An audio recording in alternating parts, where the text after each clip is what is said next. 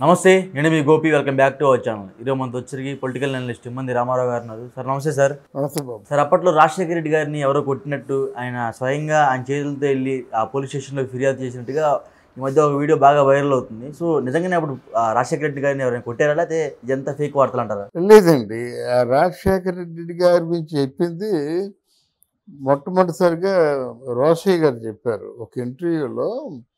రాజశేఖర రెడ్డి గారు చెప్పినట్టు, వీడు అగంతకుడండి, వీడు నా పరువు తీసేలా ఉన్నాడు, తిరగబడుతున్నాడు. ఎవరు తిరగబడేది? ఎవరు? జగన్మోహన్ రెడ్డి గారు తిరగబడుతున్నారు అని నర్మగర్భంగా చెప్పాడు అన్నమాట. తర్వాత సాయి ప్రతాప్ అని ఒక ఆయన ఫ్రెండ్ ఉన్నాడు. ఆయన ఈ జగన్మోహన్ రెడ్డి గారు ఎంత మునోపలి, ఎంత నిరంకుశత్వంగా ప్రవర్తించేవాడో కూడా చెప్పాడు. అందుకే వైసీపీ పార్టీలో చేరలేదు. ఆయన రాచరిక పరిపాలన కానీ నిరంకుశత్వం కానీ ఏమి తగ్గలేదు అని చెప్పాడన్నమాట. ఇప్పుడు బాగా వైరల్ అయిన విషయాలే మాట. ఏమిటి అంటే ప్రాపర్టీ గురించి తగాదాలు వచ్చాయి. ప్రాపర్టీ మీద ఆయన మొదటి నుంచి కూడా శర్మడికి ప్రాపర్టీ ఇవ్వాలనే ఆలోచన లేదు. ధనం అంటే ఆయన పెద్ద మ్యానీ అన్నమాట. అంటే ఎక్కడ సంపద చూసినా అది తనకి చేజిక్కించుకోవాలి. ఫర్ ఎగ్జాంపుల్, ఋషికొండ మీద 500 కోట్లతో బంగళా కట్టాడంటే ఆయన అందరికంటే హైట్స్లో ఉండాలి, అందరికంటే రిచ్గా ఉండాలి, అందరికంటే సంపన్నుడై ఉండాలి. ఇదే కేవలం ఆయన ఉద్దేశం ఇదే. అసలు ఈయన ముఖ్యమంత్రి అయిన తర్వాత ఒక న్యాయబద్ధంగా సలహాలు ఇచ్చేవాడు లేకపోయాడు మాట. ఎవడో పరమ చెత్త సలహా ఇచ్చాడనమాట. నవరత్నాలుగా పెట్టుకోండి పథకాలు, అది మొత్తం దేశం అంతా దేశవ్యాప్తంగా పేరు వచ్చేస్తుంది, తర్వాత మనం వద్దన్నా మనకు ఓట్లు వేస్తారని ఎవరు రాంగ్ సలహా ఇచ్చారండి. దాంతో అందరూ ఓహో అంటే అప్పుడు ప్రెస్ కదా కొన్ని రాష్ట్రాల నుంచి ఈ మన జగన్మోహన్ రెడ్డి తాలూకు ఈ పరిపాలన శైలిని అబ్జర్వ్ చేసిన వాళ్ళు మెచ్చుకున్నారు. ఇది బాగానే ఉందిరా, పేదరికంలో ఉన్న వాళ్ళకి నిలవరి ఈ నవరత్నాలు ఇవ్వడం చాలా బాగుందని ప్రశంసలు చేసేవాళ్ళు కూడా ఉన్నారు. ఎవరైతే ప్రశంసిస్తున్నారో బయటకు వచ్చి ఏముంది బొంగు మాకు అంటే ఎమ్మెల్యేలైనా ఏమీ లేదు, ఎంపీలైనా ఇక్కడ ఏమీ లేదు, మాకు ఒరియే లేదు కదా, మొత్తం అంతా ఈయనే చూసుకుంటున్నాడు. కాదంటే ఒక నమ్మిన బంటు సజ్జల రామకృష్ణారెడ్డి, అక్కడ మన విజయసాయిరెడ్డి ఉత్తరాంధ్రకు ఇన్ఛార్జిగా వేయడం కూడా ఆ ఆలోచనతోనే. కనుక ఉత్తరాంధ్రను పూర్తిగా కబ్జా చేశాడు విజయసాయిరెడ్డి. తర్వాత ఏంటంటే ఇక్కడ ఎవరు సజ్జల రామకృష్ణారెడ్డి కూడా ఆల్మోస్ట్ ఎవరికి అపాయింట్మెంట్ లేకుండా ఆయన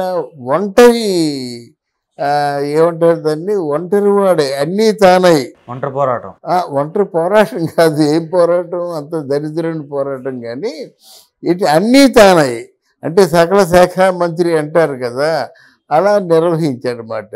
అక్కడ విజయసాయిరెడ్డి కొంప ముంచాడు, ఇక్కడ సజ్జల రామకృష్ణారెడ్డి కూడా కొంప ముంచాడు. వీళ్ళిద్దరికి ఒక దాన్ని ఏమంటారు, సమతుల్యమైనటువంటి నిందలు ఉన్నాయి వీళ్ళిద్దరి మీద కూడా, అంటే సమానమైన నిందలు అన్నమాట. ఇక్కడ సజ్జల రామకృష్ణారెడ్డి మీద ఎటువంటి నిందలు ఉన్నాయో అక్కడ విజయసాయిరెడ్డి మీద కూడా అటువంటి నిందలు ఉన్నాయన్నమాట.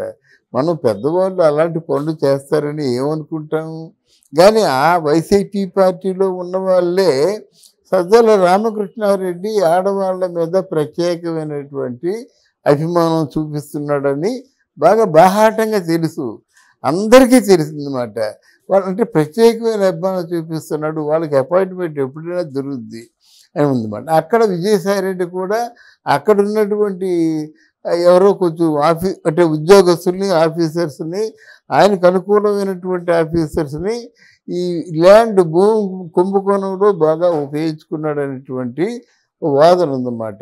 అక్కడ ఆయన చేసినా ఇక్కడ ఈయన చేసినా అంటే మనం వినిపిస్తున్న సమాచారం ప్రకారంగా ఇద్దరు కూడా లేడీస్ని బాగా ఉపయోగించుకొని దౌర్జన్యంగా దారుణంగా వాళ్ళ పనులు చేయించుకున్న వాళ్ళు. అంతే. లేడీస్ మాత్రం ప్రధాన అంటే పెద్దపీట వేసి కూర్చోబెట్టారు ఇద్దరును.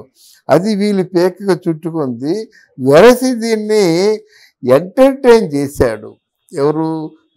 మన జగన్మోహన్ రెడ్డి. ఎలా ఎంటర్టైన్ చేశారంటే కొంతమంది ఎమ్మెల్యేలు కూడా ఎవరైనా ప్రశ్నిస్తే కొట్టిన సందర్భాలు ఉన్నాయని వాళ్ళ ఎమ్మెల్యేలు చెప్పుకున్నారు. కొట్టమే పనంతే. ఇక్కడ వాళ్ళ నాన్నగారు కొట్టమే కాదు, ఎమ్మెల్యేలు కూడా వాళ్ళ మాటకి ఎదురు వచ్చినట్టయితే కొట్టిన సందర్భాలు ఉన్నాయి. ఎవరు?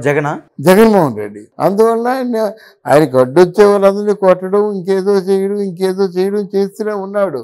ఆయన పాపం పండింది. ఇప్పుడు తప్పించుకోలేని నేరాలు చేశారు కాబట్టి ఆయన చేసినవన్నీ బయటకు వస్తాయి. ఏంటంటే జగన్మోహన్ రెడ్డి ఏమి ఏకపత్ని వ్రతుడు కాదు. ఆయన మీద ఉన్న ఎలిగేషన్స్ అన్నీ ఆయన మీద ఉన్నాయి. విజయసాయిరెడ్డి మీద ఉన్న ఎలిగేషన్స్ విజయసాయిరెడ్డి మీద ఉన్నాయి. జగన్ ఏకపత్ని వాడుతురే కదా సార్. ఏకపత్ని వ్రతుడని ఆయన చెప్పుకుంటాడు, అంతేగాని జనం చెప్పుకోవాలి కదా. ఇప్పుడు ఆయన మూలంగా బాధపడిన వాళ్ళు చెప్పుకోవాలి కదా. అసలు బాధ చెప్పుకోవాలంటే ఎవరు అపాయింట్మెంట్ ఇచ్చేది? ఎవరు అన్ని చూసేది? పెద్దల రామకృష్ణారెడ్డి కదా.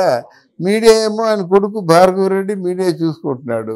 వాళ్ళు ఏమి రాయాలంటే వాళ్ళ నాన్న ఏం చెప్తే అదే మీడియాలో పెట్టిస్తాడు.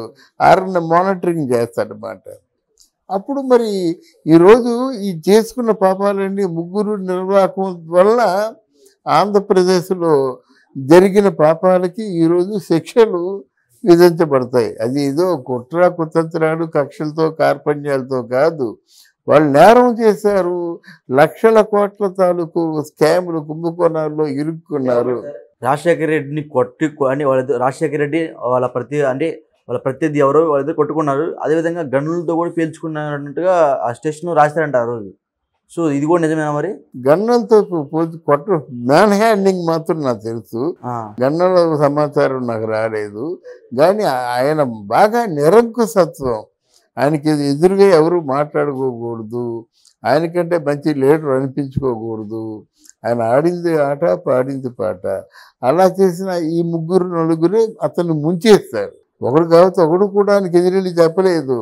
నాకు ఎలాంటి ఆలోచన ఉందంటే సంతానంటే తాను సంతానం అనేవాళ్ళు ఉన్నారు. కానీ అయ్యో మనం దెబ్బతింటామండి ఇలా వెళ్తే అని చెప్పేవాళ్ళు ఎవరు లేక ఈరోజు ఏమైపోయారు? అట్టర్ ఫ్లాప్ అయిపోయారు కదా. ఎక్కడ 151 సీట్లు, ఎక్కడ 11 సీట్లు. బట్ ఈ పాపాలన్నింటికి కూడా ప్రధాన బాధ్యుడు ఎవరంటే జగన్మోహన్ రెడ్డి.